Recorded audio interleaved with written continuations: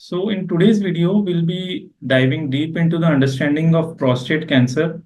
So we'll be talking about how the prostate cancer is diagnosed and what are the treatment options available. There are multiple ways in which the prostate cancer is diagnosed. First of all, it starts with visiting your doctor and a digital rectal examination by the doctor. So they will insert a lubricated gloved finger into the rectum to feel the prostate through the rectal wall. So they will see for any lumps or any abnormal areas which may be suspicious of prostate cancer or any other disease problem. So after that, the doctor will be prescribing a serum PSA test, which is a protein produced by the prostate. And serum PSA can be higher in prostate cancer, but also in other conditions like in infections and all, serum PSA can also be high. तो serum raised serum PSA और digital rectal examination ये दोनों चीजें हमें बताती हैं कि क्या संभावना है प्रोस्टेट कैंसर होने की। सो इन दोनों चीजों को नजर में रखते हुए हम और टेस्ट प्रिस्क्राइब करते हैं। So the next test which we found useful in diagnosing prostate cancer are transrectal ultrasound, in which a small probe is inserted into the rectum and the prostate is visualized from top to bottom.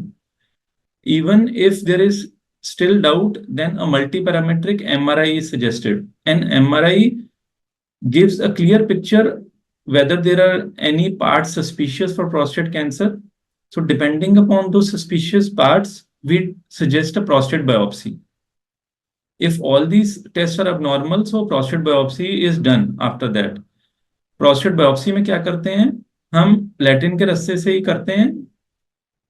कुछ छोटे छोटे PCs हमने लेने होते हैं tissues prostate से to check for cancer cells. Usually 12 pieces लेते हैं जिसको हम फिर बायोप्सी रिपोर्ट के लिए भेज देते हैं और उसकी रिपोर्टिंग ऑल्दो 7 to 10 डेज में आती है, जिसमें कुछ कैंसर की संभावना है या नहीं है वो आ सकती है। सो इसके बाद हमारे पास क्या टेस्ट है, इसके बाद में हमारे पास एक पीएसएमए पेट स्कैन है जो कि फुल बॉडी स्कैन है, टॉप टू बॉटम, सिर से लेके पैर तक पूरा बॉडी में कहीं भी प्रोस्टेट कैंसर के सेल्स हैं, कहीं भी प्रोस्टेट कैंसर फैला हुआ है, वो इससे पता चल सकता है। सो सबसे पहले प्रोस्टेट कैंसर हमेशा प्रोस्टेट से बाहर लिम्फ नोड्स होते हैं, प्रोस्टेट के साइड पे पड़े हुए, तो लिम्फ नोड्स में फैलता है। उसके बाद प्रोस्टेट कैंसर बॉडी में कहीं भी फैलता है। बोन्स में फैलने की संभावना बहुत हाई होती है, तो पीएसएमए पेट स्कैन सारी बॉडी का इकट्ठा स्कैन ले लेता है। यूजली ये पीएसएमए पेट स्कैन हम बायोप्सी के बाद में ही करवाते हैं, सो दैट पहले प्रूव हो जाए कि प्रोस्टेट कैंसर है भी प्रोस्टेट में, अगर है तो कहाँ कहाँ पे फैला हुआ है उसके लिए पेट स्कैन होता है। बहुत ही रेयर सिनेरियोज में, बहुत ही ओल्ड एज पीपल में ही पीएसएमए पेट स्कैन पहले किया जाता है, नहीं तो ये लास्ट टेस्ट होता है जब कोई ट्रीटमेंट ऑप्शंस हमने स्टार्ट करने होते हैं। सो ये सारे डायग्नोस्टिक प्रोसीजर हमारे पास अवेलेबल है प्रोस्टेट कैंसर के लिए। अब आ जाए हम ट्रीटमेंट ऑप्शंस पे। So what all are the treatment options which we have? So the thing is, treatment options depend upon the stage of the cancer and aggressiveness of the cancer. So हमने बात करी अभी MRI की, पीएसएमए PET scan की और biopsy की। सो MRI और पीएसएमए PET scan हमें स्टेज बताती है प्रोस्टेट कैंसर की, और अग्रेसिवनेस हमें पता चलती है बायोप्सी से। बायोप्सी से एक ग्लीसन ग्रेडिंग निकलती है, जिस ग्लीसन ग्रेडिंग के हिसाब से हमें पता चल जाता है कि आपका प्रोस्टेट कैंसर कितना अग्रेसिव है या कितना बिनाइन है। तो 3+3 से लेके 5+5 तक इसकी अलग अलग ग्रेडिंग होती है। तो अब आ जाएंगे ट्रीटमेंट ऑप्शंस पे। What all treatment options we have? First of all, we have surgery, which is radical prostatectomy. Now, radical prostatectomy can be done by open procedure, जिसमें चीरा मार के प्रोस्टेट निकालते हैं और साथ में लिम्फ नोड्स होती हैं इसके, उनको भी निकालना पड़ता है।